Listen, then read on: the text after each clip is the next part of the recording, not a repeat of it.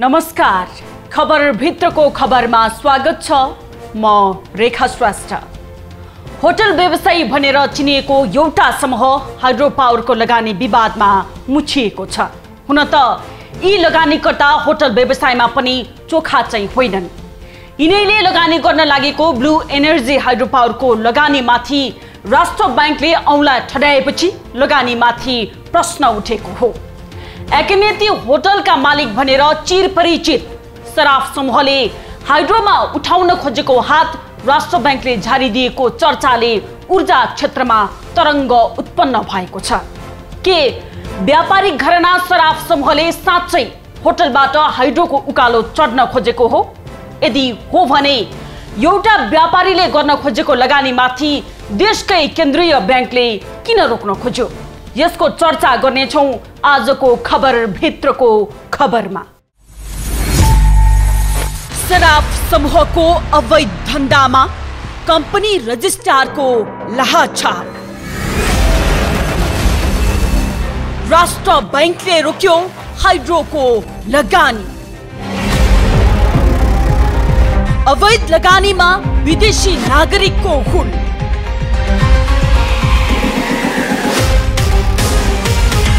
के हो ब्लू एनर्जीको धरातल?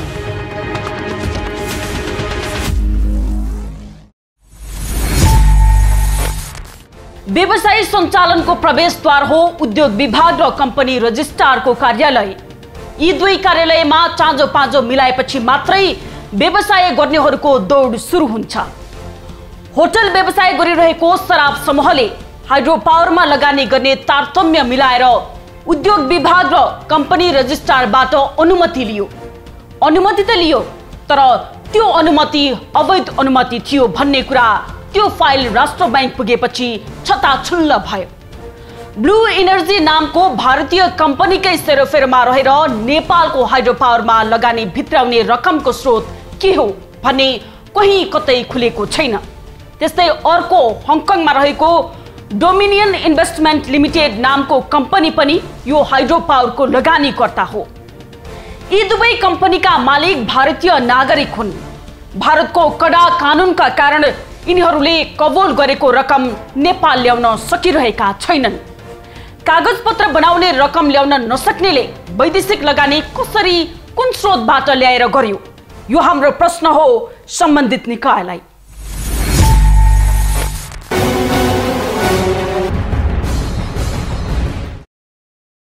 यी दुई कम्पनी हो भारतको ब्लू एनर्जी हाइड्रो पावर र हङकङको डोमिनियन इन्भेस्टमेन्ट लिमिटेड। यी दुवै कम्पनी विदेशी लगानीकर्ताको आवरणमा नेपाल छिरेका कम्पनी हुन् भन्ने कुरामा कुनै दुई मत छैन। यी दुवै कम्पनीका मालिक हुन् सराफ समूह। भारतको ब्लू एनर्जी हाइड्रो पावर नामको यो कम्पनी नेपालमा खडा गरेर नेपाल र नेपाली माथि गद्दारीको सुरुवात भएको भन्ने आम विज्ञहरूको विश्लेषण छ। अपारदर्शी लगानी भित्राएर पारदर्शी रूपमा रकम फिर्ता लैजाने प्रपञ्चको बन्दोबस्ती सहित सराफ समूह नेपालको खोला नालामा गिद्धे आँखा लगाइरहेको छ। ब्लू एनर्जी हाइड्रो पावर यसको पछिल्लो उदाहरण हो। यी मानिस हुन् भारतीय नागरिक तथा ब्लू एनर्जी लिमिटेडका प्रबन्ध सञ्चालक रहेका वरुण सराफ। होटल व्यवसायी एकेनेती समूहका मुख्य सञ्चालक समेत हुन् सराफ। हाइड्रोमा वरुण लगायत सराफ समूहका अन्य सदस्यमा रत्ना सराफ र मिथिलेश कुमार सिंह रहेका छन्। यस कम्पनीको नगण्य शेयर होल्डरको रूपमा रहेका छन् शेखर कुमार राणा। उनलाई ब्लू एनर्जी हाइड्रो पावर लिमिटेडमा सञ्चालक अध्यक्ष बनाइएको छ। जसको थोरै शेयर उसैलाई बनाइदिए विदेशीले सञ्चालक अध्यक्ष। शेखर कुमार राणा र विश्वरत्न शाक्य नेपाली लगानीकर्ताको हैसियतमा देखिन्छन्, जसको शेयर नगण्य छ।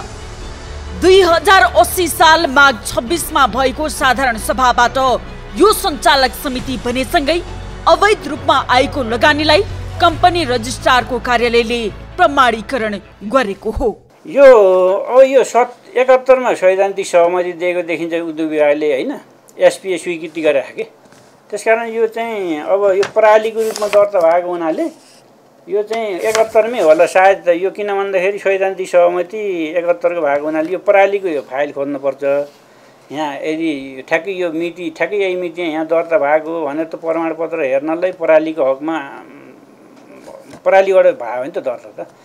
अब यो उद्योग विभागको चाहिँ 71 को हेर्दाखेरि 71 मा भाग हुनुपर्छ। यो सैद्धान्तिक सहमति पाइसकेपछि त्यतिखेर दर्ता भएको हुन्छ कि होइन। यो त लिमिटेडमा गएको, त्यतिखेर लिमिटेडमा गएको। पहिला पराली थियो होइन, परालीलाई अहिले चाहिँ लिमिटेडमा परिणत गरे। स्रोत चाहिँ हामीले हेर्दा के जस्तो अझ विदेशीको त तपाईँको हामीले त राष्ट्र ब्याङ्कले हेरिराखेको हुन्छ त्यो होइन, ब्याङ्किङ च्यानलबाट पैसा आउने हो त्यो त होइन।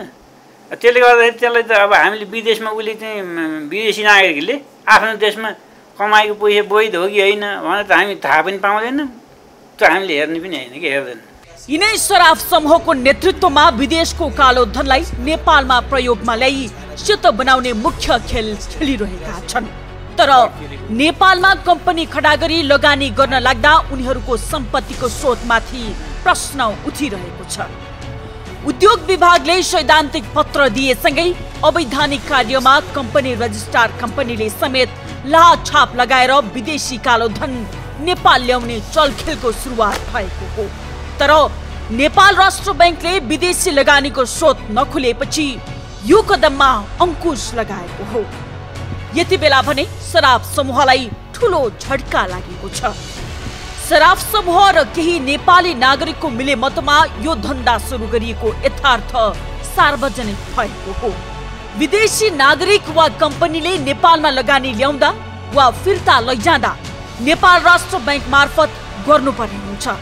तर यहाँ शराबको परिवार कसैले पनि पैसा कहाँबाट ल्याएर लगानी गरेका हुन् भन्ने खुलेको छैन। शराब परिवारकै नाममा रहेको भारतीय कम्पनी ब्लू एनर्जी प्राली इन्डियाले अहिलेसम्म लगानी ल्याउन नसक्नुको कारण कडा भारतीय कानुन नै हो भन्ने सत्य पनि लुकेको छैन। शराब परिवार भारतीय नागरिक भएकाले उनले नेपालमा लगानी ल्याउन र लैजान नेपाल सरकारको सबै कानुनी शर्त पालना गर्नुपर्ने हुन्छ। तर उनले राजनीतिक शक्ति र पैसाको बलमा पहिलेदेखि नै होटल एकेनेती र हयात होटल करिब करिब पुरै हत्याएको देख्दा उनलाई नेपालको कानुन पालना गर्नु पर्दैन भन्ने लागेको हुनुपर्छ। यसरी लगानी भएको विदेशी लगानीकर्ताको सम्पत्ति छानबिन गर्ने हो भने अरबौं रकमको स्रोत देखाउन सक्ने अवस्था छैन। वैदेशिक लगानीका नाममा हुने गरेका अवैध कारोबारमाथि सरकारले कडाई गरेर यस्ता गैर कानुनी धन्दालाई नियन्त्रण गर्नुपर्ने अहिलेको आवश्यकता देखिन्छ। कागजी रूपमा प्रक्रिया पुगेको देखाउन शराब समूहले सरकारी तह र तबकामा ठूलै धनराशि खर्च गरेको जानकारहरू बताउँछन्। त्यसैले पनि यो ब्लू एनर्जी हाइड्रोपावर माथि छानबिन जरुरी देखिन्छ। तर चाहिँ पब्लिकमा बाहिर चाहिँ आइपिओमा नगएको कम्पनी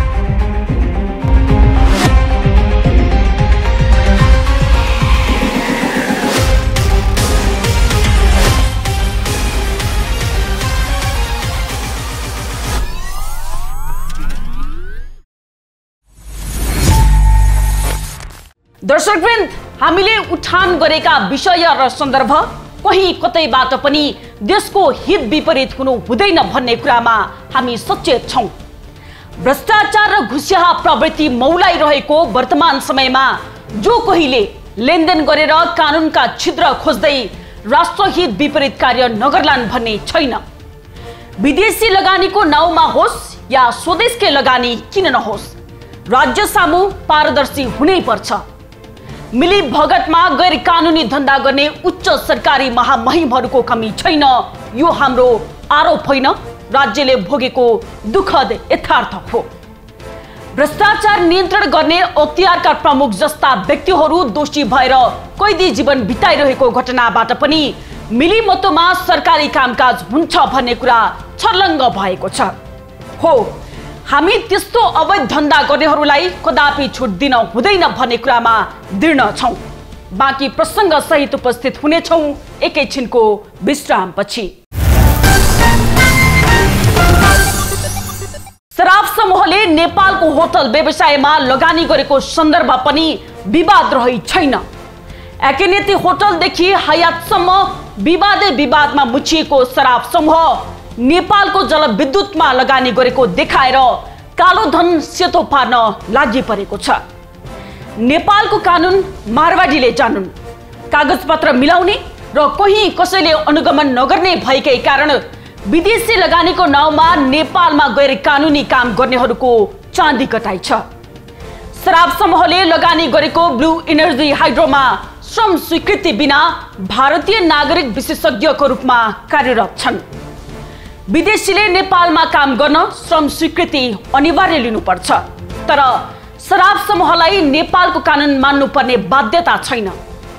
भारतीय नागरिक शराब समूहको शंकास्पद लगानीमा राष्ट्र बैंकको अनुगमन फितलो भएकै कारण यो समूहले कानुन मिचेर आफ्नो धन्दा चलाइरहेको देखिन्छ। हयात होटल हत्याउनेदेखि ब्लू इनर्जीमा लगानीको फेरिस्त खोतल्नु जरुरी छ।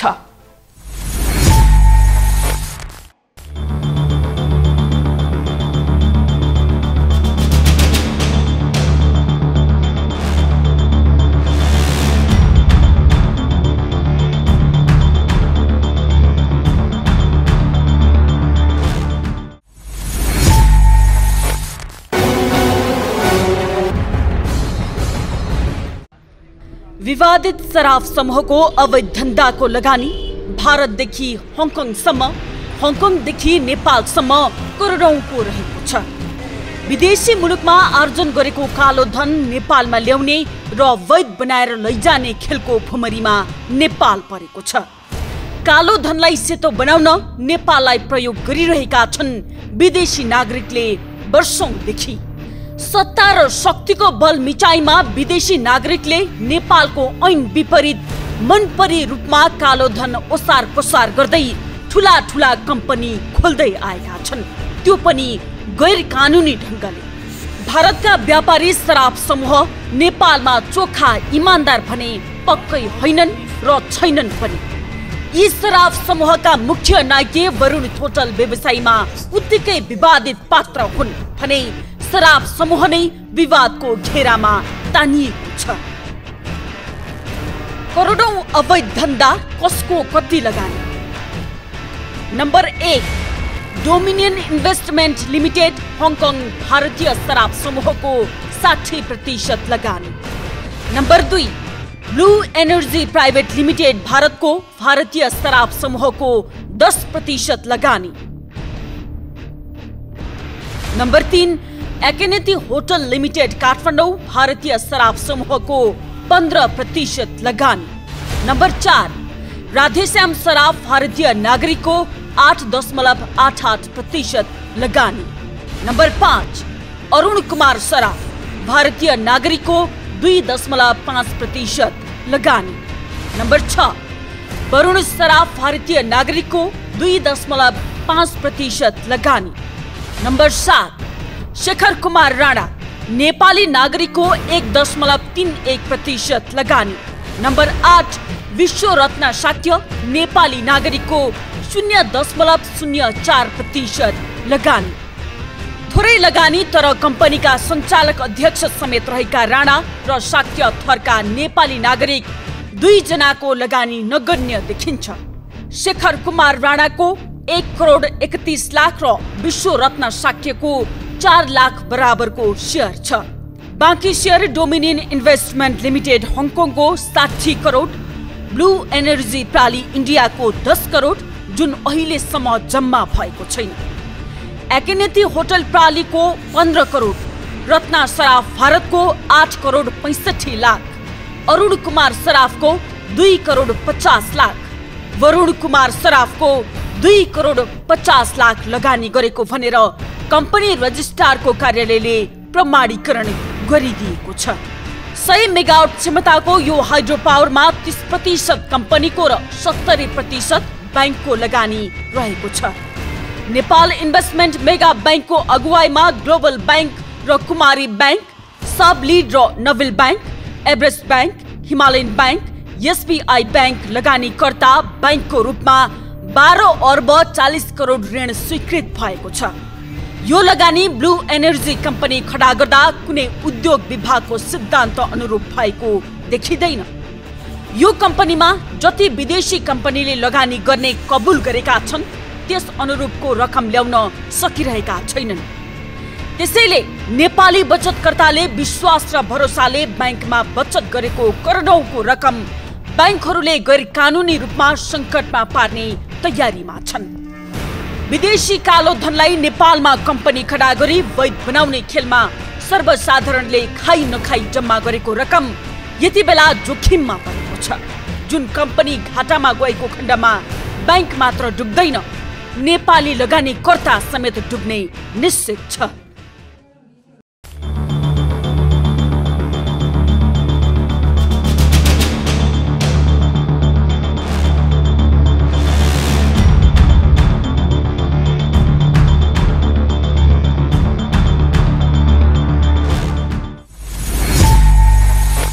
कालो धन सेतो पार्न नेपालमा लगानी गरेको देखाउने भारतीय व्यापारीहरूको जमात नेपालमा ठुलै छ।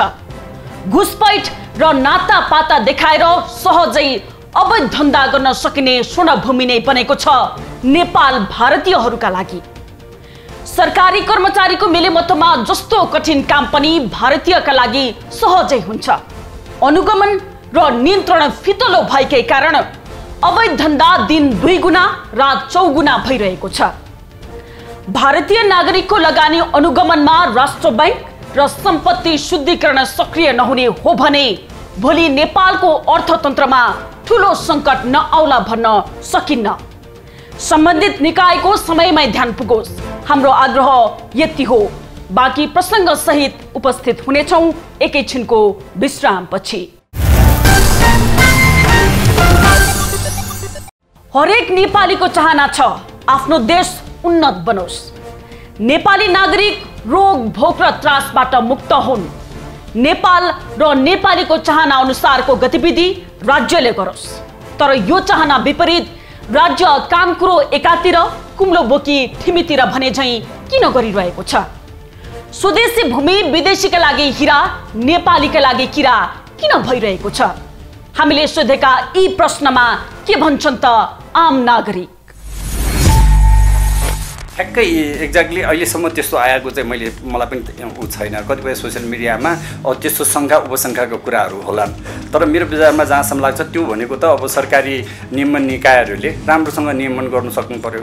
अब कहाँबाट उसलाई कसरी च्यालेन्ज, अब किनभने एफडिआई बाहेक अब अर्को विकल्प त म देख्दिनँ होइन। अब त्यो लेभलबाट चाहिँ त्यो सरकारी नियमन निकायहरूले त्यसलाई राम्रोसँग नियमन गर्न सक्नु पर्यो। अब कुनै पनि कुराहरूमा 100% अब राम्रै हुन्छ भन्ने छैन, अब राम्रै मान्छेले मात्र लगानी गर्छ भन्ने छैन। अब त्यो लेभलको चाहिँ राम्रोसँग नियमन निकायले समयमै एउटा सर्टेन एउटा क्राइटेरियाहरूलाई चाहिँ मिट गरेर गर्ने हिसाबले त्यसलाई चाहिँ राम्रो किसिमले चाहिँ सुचारू गर्ने हिसाबले अगाडि बढ्न सकेको खण्डमा मलाई जहाँसम्म लाग्छ अब नेपाल सरकारले राज्यले नै त्यो किसिमको चाहिँ मेकानिजम डेभलप गरेको खण्डमा त्यसरी अवैधानिक तरिकाले कालो धन त्यसरी ल्याउने, त्यसबाट चाहिँ राज्यलाई कुनै किसिमले चाहिँ भोलि आक्षेप लाग्न सक्ने विदेशी दात्री निकायदेखि लिएर विभिन्न निकायले त्यस्तो किसिमको चाहिँ आरोप लाग्न सक्नेबाट चाहिँ समयमा के अरे सुरक्षित हुन चाहिँ सकिन्छ। कदापि उचित हुँदैन। त्यो अवैधानिक धनलाई अब तपाईँको चाहिँ कालो धनलाई त्यस्तो हाइड्रो पावरमा लगानी गरेर त्यसलाई जुन किसिमको नियतले त्यसलाई अब वैधानिक सेतो धन बनाउने जुन किसिमको कसैले त्यस्तो प्रबन्ध रचेको छ त्यसको त्यो लेभलको चाहिँ गरिरहेको छ भने त्यसलाई चाहिँ समयमै नियन्त्रण गर्ने र त्यो किसिमको चाहिँ मेकानिजम चाहिँ देशले गर्न सक्नुपर्छ। त्यो चाहिँ किनभने राज्य नै लागि पर्यो भने त्यसको लागि मेरो विचारमा जहाँसम्म लाग्छ त्यसरी नियन्त्रणै गर्न नसकिने कुरा होइन। अब नियमन निकायले नै अब त्यसलाई आँखा चिम्लेर गर्यो भन्ने कुराहरू त भोलि नियमन निकायलाई पनि सर्टेन कुरोले त बाँधिरहेको हुन्छ होइन। निर्णयकर्ताहरूमा त्यो किसिमको चाहिँ खुबी हुनु पर्यो र त्यो किसिमको चाहिँ फेयरनेस चाहिँ हुनुपर्छ। अब पार्सियल अब कतिपय कुराहरू हुनसक्छ होइन, ठ्याक्कै म त त्यस्तोसँग त्यति धेरै छैन। हामी एउटा सानो प्रोजेक्टहरू आयोजना हामीले अलिकति त्यस्तो किसिमको विदेशी लगानीकर्तालाई आकर्षित गर्ने साइजका पनि हामीले आयोजनाहरू निर्माण गर्ने क्रममा पनि छैनौँ। त्यसले गर्दाखेरि अब हुँदै हुँदैन, हुनै सक्दैन भन्ने कुरो चाहिँ होइन, तर हुनसक्छ होइन। अब त्यो हुनसक्छ। अब त्यसलाई चाहिँ अब सम्बन्धित निकायहरूले चनाखोका साथ चाहिँ नियन्त्रण गर्नु पर्यो। भोलि गएर हामीले क्षेत्रीय निकाय अब मित्र राष्ट्रहरूसँग हाम्रो जुन किसिमको सम्बन्ध छ, अब यसमा चाहिँ अवैधानिक तरिकाले यस्तो यस्तो गर्यो भनेर एक किसिमले आरोप लगाएर भोलि गएर इनर्जी सेक्टरमै भोलि गएर एउटा छुट्टै जुन किसिमले हामीले स्मुथली बाहिर एक्सपोर्ट गर्ने जुन किसिमको कुराहरू गरिरहेका छौँ र नेपालमा आन्तरिक खपतको लागि बढाउने कुरा गरिरहेछौँ, त्यसले चाहिँ यो इनर्जी उत्पादन क्षेत्रमै एउटा एक किसिमको चाहिँ नकारात्मक म्यासेज जान सक्छ राष्ट्रिय अन्तर्राष्ट्रिय स्तरमा। त्यसलाई चाहिँ हामीले टाइमली नै गर्नु सजग चाहिँ हुनुपर्छ। यो ठुल्ठुलो पैसा आउँदाखेरि यो सम्भावना जहिले पनि रहन्छ। त्यसै भएर यो संयुक्त राष्ट्रसङ्घले भ्रष्टाचार विरुद्धको अन्तर्राष्ट्रिय महासन्धि नै ल्याएको छ र त्यो नेपाल राज्य पक्ष पनि भइसकेको छ। त्यसले गर्दाखेरि अवैधानिक रूपमा आउने पैसा, अनौपचारिक ढङ्गले आउने पैसाहरू खतरनाक पनि हुन्छन्। यस्ता कुराहरूले हाम्रो राष्ट्रिय बेइज्जती र बदनाम हुने सम्भावना पनि हुन्छ र यस मानेमा चाहिँ सरकार, अर्थ मन्त्रालय, राष्ट्र ब्याङ्क सचेत नै हुनुपर्छ भन्ने लाग्छ। त्यसै गरी यो मनी लान्ड्रिङ डिपार्टमेन्ट छ, त्यो पनि त्यत्तिकै सचेत हुनुपर्छ। प्रहरी प्रशासन त्यत्तिकै सचेत हुनुपर्छ र यो फिस्कल युनिट छ, अपराध हेर्ने एउटा युनिट छ, त्यो पनि सचेत हुनुपर्छ भन्ने लाग्छ। र यस्ता पैसाहरू ठुलो रकम हुने भएको हुनाले कुनै न कुनै तरिकाले गलत पैसा आउने सम्भावना हुन्छ र कता कता यो पछिल्लो पटक समाचारहरू पनि सुन्न थालिएको छ र त्यसलाई सबै नै नकारात्मक रूपमा नहेरिकन पैसा आओस् तर स्वच्छ तरिकाले र राष्ट्रिय बेइज्जती नहुने गरी पैसा आयो भने यसलाई स्वागत नै गर्नुपर्छ भन्ने लाग्छ। अब यो गलत तरिकाले भइरहेको समाचारहरू आएका छन् र कुनै कुनै ठाउँमा कारबाही पनि भइरहेको अवस्था छ र यो यसो हुनु हुँदैन, किनभने यो आर्थिक अपचलन हो, यो अन्तर्राष्ट्रिय अपराध हो। यो राष्ट्रिय अपराध त हुँदै हो र यो अन्तर्राष्ट्रिय अपराध पनि हो र हामीलाई मूल्याङ्कन गरिरहने FATF जस्ता संस्थाहरू आर्थिक अपराध सम्बन्धी हामी राज्य पक्ष पनि भइसकेका हुनाले त्यो संस्थाहरूले पनि निगरानी गरिरहेको हुनाले हामी त्यसमा सचेत हुनुपर्छ।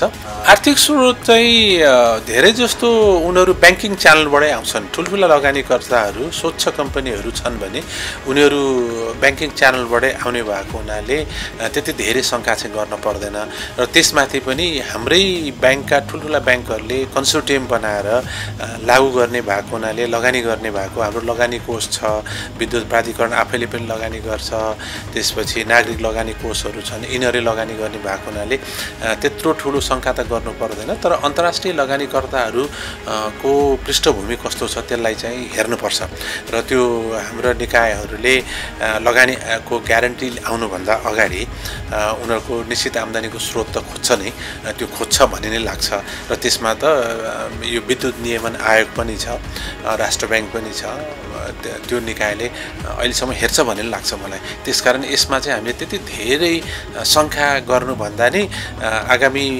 दशकभित्र हामीले 10,000 मेगावाट कसरी उत्पादन गर्ने र अन्तर्राष्ट्रिय बजारमा फ्याँक्ने भन्ने ढङ्गले जानुपर्छ जस्तो मलाई लाग्छ।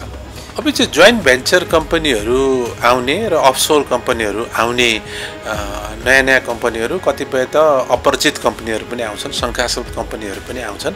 त्यही भएर नै हाम्रो सरकारी निकायहरू बढी भिजिलेन्ट हुनुपर्छ भन्ने लाग्छ र अब जोइन्ट भेन्चरमा आउने भएको हुनाले एक कम्पनीले अर्को कम्पनीसँग पैसाको मामलामा उनीहरूको बिचको जुन समझदारी र सम्झौता हुन्छ, अब त्यसमा शङ्का गर्ने कुनै ठाउँ रह्यो भने हामीहरू सचेत हुनुपर्छ भन्ने लाग्छ।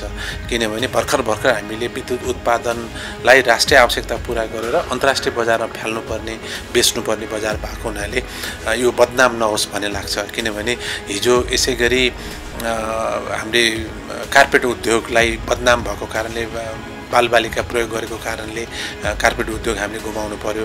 जस्तै यसमा चाहिँ आपराधिक समूहको लगानी विद्युत क्षेत्रमा आउन थाल्यो भने हामीले अन्तर्राष्ट्रिय छविमा बिगार्ने सम्भावना हुन्छ।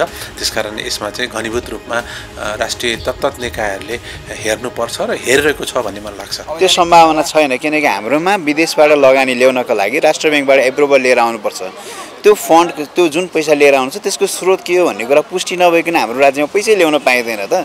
कसरी विदेशमा कमाएको धन ट्याक्स नतिरेको भने ल्याउन पाउने, त्यो सम्भावनै छैन, त्यो हल्ला मात्रै हो। एउटा कुरा प्रश्न के हुनुहोस् भने FDI को च्यानलबाट आउने पैसा, हरेक पैसा राष्ट्र ब्याङ्कले स्वीकृति नगरिकन आउन पाउँदैन हैन। इन्डस्ट्रिजले, राष्ट्र ब्याङ्कले, राज्यका निकायहरूले स्वीकृति गर्छन्। स्वीकृति गर्ने बेलामा त्यो फन्ड, सोर्सको जुन फन्ड छ नि त्यसको सोर्स पहिला पत्ता लगाइन्छ, त्यो सही छ भन्ने कुरा प्रमाणित भएपछि मात्र आउन पाउने हुनाले विदेशबाट ल्याइएको फन्ड गलत तरिकाले कमाइएको भने त्यो देशको, त्यो राज्यको कुरा हो। हङकङमा गलत तरिकाले कमाएको छैन, हङकङकै राज्यले उसलाई कारवाही गर्ने कुरा हो। तर हाम्रोमा आउँदा त्यो गलत धन आएको चाहिँ प्रमाणित हुँदैन, किनकि त्यो उसले ट्याक्स तिरेको धन छैन भने अथवा उसको सोर्स कहाँबाट आएको भन्ने धन देखिँदैन भने हाम्रो ल्याउनै पाइँदैन। त्यो कारणले हामीले गलत तरिकाले कमाएको पैसा ल्याएको भन्न मिल्ने आधार हामीसँग छैन। त्यो चाहिँ सम्भावना रहँदैन। किन रहँदैन भने हाम्रो राष्ट्र ब्याङ्क जतिको स्वायत्त निकायले इन्भेस्टिगेसन गरेर ल्याउने फन्डमा हामीले कसैलाई नि ट्रस्ट नगर्ने हो, एउटा कुरा हो। होइन भने यतिको निकायबाट यसरी नै छानबिन भएर आउने पैसामा चाहिँ म एज अ पेसाले चार्टर्ड एकाउन्टेन्ट पनि भएको हुनाले म चाहिँ ढुक्कसँग भन्न सक्छु राष्ट्र ब्याङ्कले एफडिआई एप्रुभ गरेर आइसकेको पैसामा चाहिँ कुनै पनि गलत तरिकाका धनहरू आउँछन् जस्तो मलाई लाग्दैन। विदेशीले ल्याएको पैसालाई चाहिँ एफडिआई बिना ल्याउन सक्दैन। एफडिआई खोलेर मात्रै उनीहरूले ल्याएर लगानी गरेका हुन्छन्। त्यो कारणले यसलाई कालै धन हो भनेर भन्न चाहिँ सकिँदैन। र विदेशी नागरिकले एफडिआई मार्फत वा कोही नेपाली मार्फत त्यसलाई कम्पनी खोलेर नै उनीहरूले आधिकारिक रूपमा लगानी बढाउने प्रक्रियाहरू अगाडि बढाएका छन् र केही हाइडोहरूमा गरिराखेका पनि छन्। योभन्दा बाहेक बेगर कुनै हाइडोमा त्यो कदाकति एउटा दुईवटा हाइडोमा त्यस्तो भएको छ भने त्यो चाहिँ राज्यले छानबिन गर्ने कुरा होला। राज्यले छानबिन गरेर त्यसलाई सत्य तथ्य पत्ता लगाउला। तर जुन कुरा यो अवैधानिक तपाईँले भनिराख्नु भएको छ, यो चाहिँ मलाई छ जस्तो लाग्दैन। बरु अहिले पछिल्लो समय नेपालीमा के चाहिँ उत्साह जागेको छ भने घर ऋण ब्याङ्क के गरेर हुन्छ, सबै गरेर जे गरेर हुन्छ हाइडो बनाउनुपर्छ, हाइडो सेक्टरमा लाग्नुपर्छ। यसले नेपालमा विकासको नयाँ मूल फुटाउँछ है भन्ने भावनाको विकास चाहिँ भएको छ। यसले गर्दा राज्यले बनाउन चाहेको ठुला आयोजनाहरूलाई समेत अहिले सपोर्ट भइरहेको अवस्था हो। यसलाई भएको छ राज्यकै नियम कानुनले कतै दिएको छ र कुनै ठुला आयोजनाहरूले गरेका छन् भने ठुला आयोजना जस्तै 300-400 भन्दा माथिका मेगावाटहरूमा यो लागु होला। साना हाइडोहरू जो 100 मेगावाटभन्दा तल बनिराखेका हाइडोहरूमा यो सम्भावना छैन। यो कालो धन र यदि त्यस्तो कुनै हाइडो पावरहरूले कालो धन नै यसलाई कालो धनको चाहिँ मुख्य स्रोत बनाएर हाइडो पावरलाई चाहिँ व्यवस्थित गराउन खोजेको छ भने त्यो चाहिँ गलत भयो। त्यो बाटो चाहिँ हाइडो पावरहरू आम व्यवसायहरू त्यो बाटो नलाग्न पनि म अनुरोध गर्दै लाग्न पनि हुँदैन भन्ने चाहिँ मेरो चाहिँ सोच चाहना र सुझाव हो।